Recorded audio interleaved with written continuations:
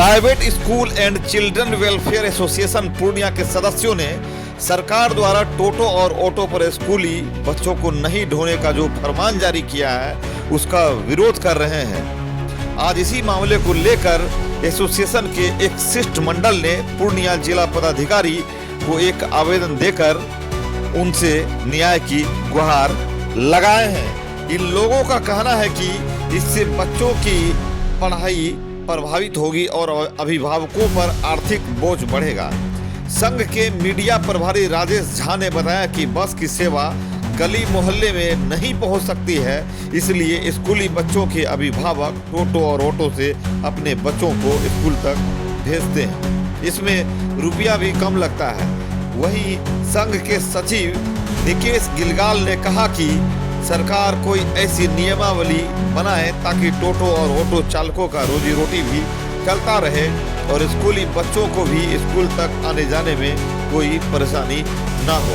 उन्होंने कहा कि स्कूल आने जाने वाले वाहन के ड्राइवर को प्रशिक्षण दिया जाए, उनके गाड़ी को पीले कलर की पहचान मिले, सुरक्षा का ख्याल रखा जाए। सचिव ने कहा कि नया नियम बनने तक टोटो और ऑटो चालक को स्कूल तक बच्चों को पहुंचाने की अनुमति दी जाए। आगे और क्या कुछ बताना चाह रहे हैं, आइए सुनाते हैं आपको। बिहार सरकार की एक आदेश आई है टोटो और ऑटो लेके कि कोई भी प्राइवेट स्कूल्स में टोटो और ऑटो ये नहीं चल सकती है।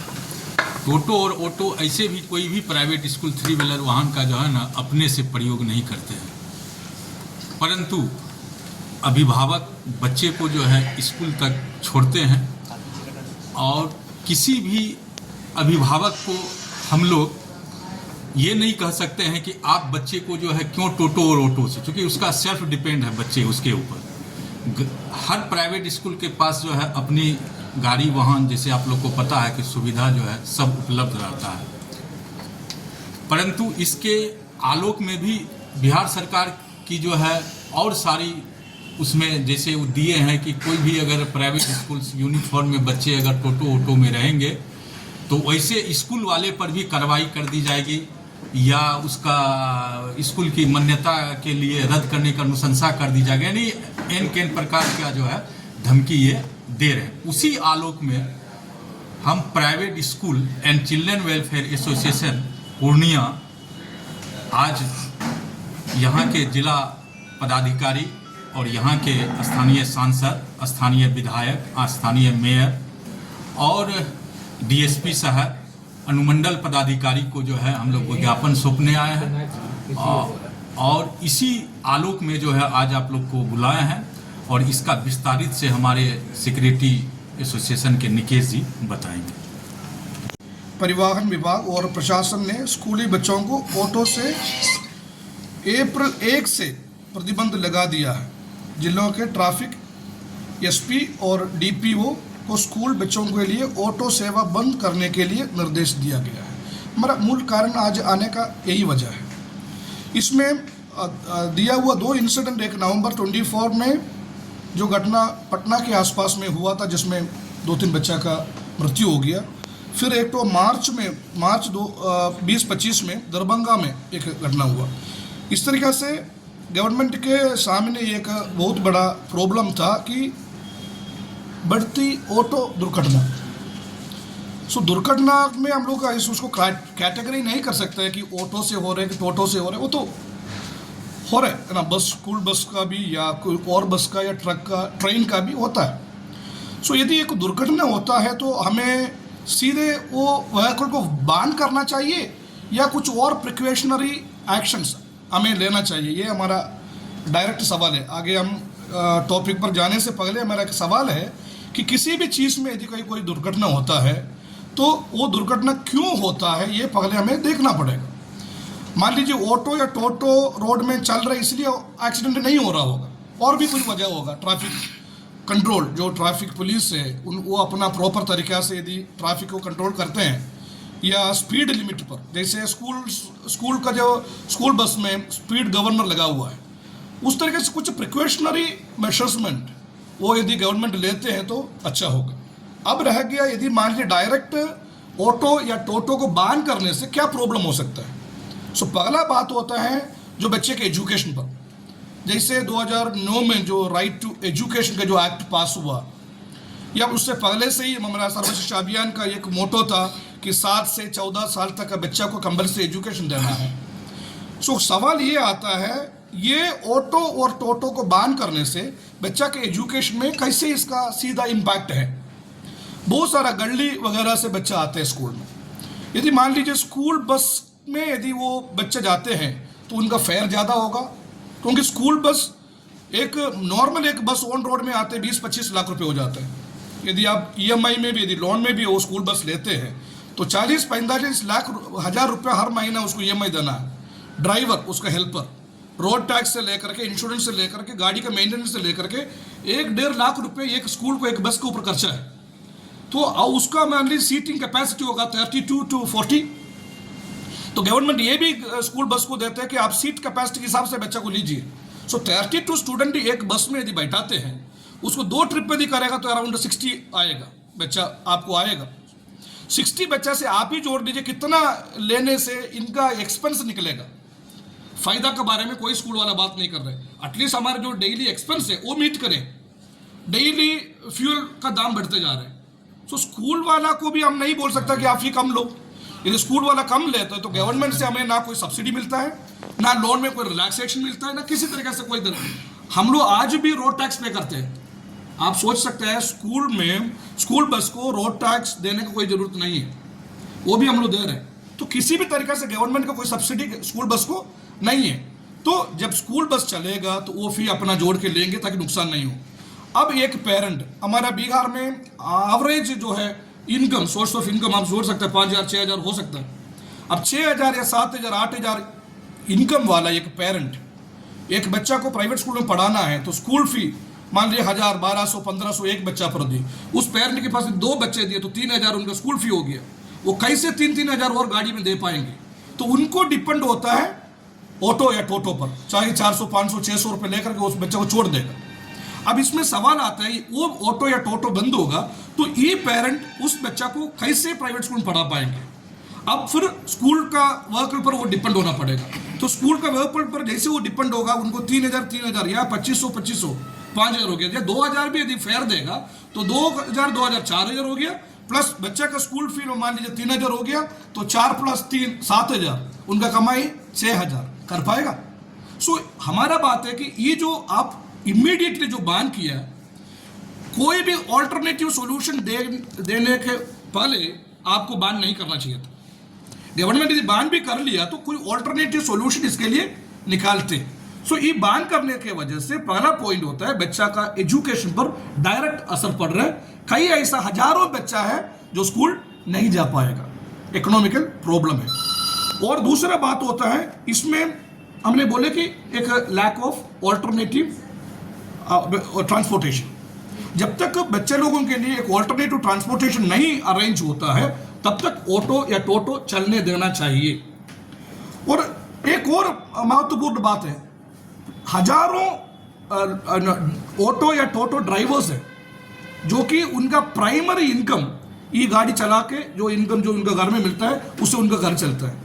अचानक वो बैन करने से ये हजारों जो है ऑटो या टोटो बंद हो जाएगा स्कूल का सर्विस से। तो वो ऑटो कहाँ आएगा? सीधे बाजार में आ जाएगा। तो बाजार में ऑलरेडी हमारे पास ऑटो टोटो वगैरह से हम लोग, आप जानते हैं, गाड़ी चला नहीं पा रहे। अब ये हजारों ऑटो भी यदि पब्लिक ट्रांसपोर्टेशन में आ जाएगा, ट्रैफिक में उसका बहुत बड़ा प्रॉब्लम होगा। रोड में या पार्किंग के लिए हमारे पास जगह नहीं है, रोड ट्रांसपोर्टेशन बहुत पुअर है डिस्ट्रिक्ट का। उस वजह से यदि हजारों ऑटो जो स्कूल पर जो ट्रांसपोर्टेशन करते हैं वो यदि रोड पर आएगा, ट्रैफिक में भी उसका असर पड़ेगा। प्लस अब मान लीजिए यदि ऑटो टोटो जो पब्लिक ट्रांसपोर्टेशन चला रहे हैं उनका यदि एक सोर्स ऑफ इनकम असर पड़ेगा। मान लीजिए एग्जाम्पल के लिए एक 200 ऑटो या टोटो मार्केट में चल रहे हैं, क्लियर। उसके बाद प्लस अभी यदि मान लीजिए अप्रैल 1 तारीख से जो गवर्नमेंट ने बैन किया स्कूल वाला ट्रांसपोर्टेशन में, उन तमाम ऑटो टोटो मार्केट में आ जाएगा पब्लिक ट्रांसपोर्टेशन में। सो ऑलरेडी एक्सिस्टिंग 200, मैंने एक उदाहरण के लिए बोल रहा है, 200 प्लस उधर से आने वाला 100 मिला करके 300 ऑटो या टोटो मार्केट में आएगा। तो पब्लिक ट्रांसपोर्टेशन आना एवरेज यदि उनका कमाई 6,000 या 7,000 यदि होता है, उस पर भी डिविजन होगा, उस पर कॉम्पिटिशन बढ़ेगा, डिविजन होगा, उसका सारे लोगों का असर डायरेक्ट जो पब्लिक ट्रांसपोर्ट करता है उनका लाइफ में भी पड़ेगा। सो हमारा सवाल यही है कि जो बैन करने के द्वारा स्कूल में चलाने वाला टोटो ऑटो को नहीं, बल्कि जो मार्केट में ट्रांसपोर्टेशन के लिए जो यूज करते हैं पब्लिक ट्रांसपोर्टेशन, उनका लाइफ में भी इसका डायरेक्ट इंपैक्ट होता है। तो हमारा गवर्नमेंट से हमारा अनुरोध यही है कि आप कोई एक रेगुलेटरी अप्रोच करें। जैसे तमिलनाडु में या पंजाब में हम लोग इसके बारे में स्टडी किए कि उन लोग क्या किया, कलर बदल दिया, दुर्घटना बढ़ रहे हैं। सर दुर्घटना बढ़ रहे हैं तो आप रेगुलेशन लाइए, ऑटो चलाने वाला को ट्रेनिंग दीजिए, ऑटो का सेफ्टी मेजरमेंट कहाँ प्रॉब्लम है आप बंद कर दीजिए। 10 साल पुराना ऑटो मत चलाने दीजिए या 15 साल पुराना ऑटो मत चलाने दीजिए। आप एक रेगुलेटरी मेजरमेंट कर दीजिए कि ऑटो का फिटनेस चेक कर दीजिए, जैसे हमारा स्कूल बस का फिटनेस होता है, ऑटो का फिटनेस चेक करिए, टोटो का फिटनेस चेक करके। ऑल इंडिया में अराउंड 2023 का कैलकुलेशन के हिसाब से 3 लाख टोटो ई रिक्शा रजिस्टर्ड है। सो आप गवर्नमेंट ये सब रजिस्ट्रेशन कोने क्यों देते हो? जब आप बोल रहे हैं कि ये पब्लिक में चलने के लिए सेफ्टी नहीं है, सेफ नहीं है, तो आप उसको परमिशन क्यों दे रहे? दो ही बात है, आप इधर परमिशन मत दीजिए या इसका प्रोडक्शन बंद कर दीजिए, उसका ऊपर ऑल्टरनेटिव सॉल्यूशन ट्रांसपोर्टेशन लाइए। नहीं तो यदि आप परमिशन दे रहे हैं, उसका टैक्स यदि आपको मिल रहे हैं, तो आप उसको थोड़ा सा दूसरा अप्रोच कर लीजिए कि एक रेगुलेशन लाइए। स्कूल में चलाने वाला को येलो कलर दीजिए, स्कूल में चलाने वाला ऑटो या टोटो का फिटनेस सर्टिफिकेशन दीजिए, ऑटो या टोटो का ड्राइवर का क्वालिफिकेशन चेक कर लीजिए, उनको 1 महीना का या 2 महीना का ट्रेनिंग दीजिए, उनको आईडी कार्ड प्रोवाइड कर लीजिए। ये सब डिस्ट्रिक्ट कर सकते हैं, डिस्ट्रिक्ट एडमिनिस्ट्रेशन करेगा। ऊपर से दूसरा सबसे बड़ा चैलेंजिंग बात है, यदि स्कूल टाइम में ट्रक हो या बड़ा गाड़ी को सिटी का अंदर आने मत दीजिएगा। आप करने से डर रहे, आपको एक्शन करना चाहिए इन तमाम प्रैक्टिकल प्रॉब्लम्स को देखते हुए। ये नहीं कि उधर दुर्घटना हो गया सीधे उसको बैन कर दिया, तो कल कोई ट्रक का यदि एक्सीडेंट होगा गुलाबाग में तो ट्रक के बैन करेंगे तो हमारा ट्रांसपोर्टेशन पॉसिबल है? ट्रेन का एक्सीडेंट होता है, एरोप्लेन एक्सीडेंट होता है, कौन सा ऐसा ट्रांसपोर्टेशन है? शिप जो पानी में चलते हैं उसका एक्सीडेंट नहीं होता है? होता है। सो हर तरीका से हमें क्या करना चाहिए, यदि किसी तरीका से यदि आप एक्सीडेंट हो रहे हैं या उस तरीका से कोई बात है, तो हमें क्या करना चाहिए कि हमें एक प्रिक्वेशन लेना है, एक रेगुलेटरी अप्रोच के साथ हमें आगे बढ़ना चाहिए। So private school and children welfare association आज इधर जमा होने का मेन वादा है कि हम गवर्नमेंट से ये बोलना चाह रहे हैं कि इनको बैन नहीं करके उसमें एक रीथिंक करिए, एक रिकंसिडरेशन करिए। बच्चा, आप किसी से भी सबसे ज्यादा बच्चा का लाइफ को हम महत्व देता है, क्योंकि हम लोग दिन प्रतिदिन हम बच्चे के साथ रहते हैं, उनका सेफ्टी में हम कोई कॉम्प्रोमाइज के लिए तैयार नहीं है।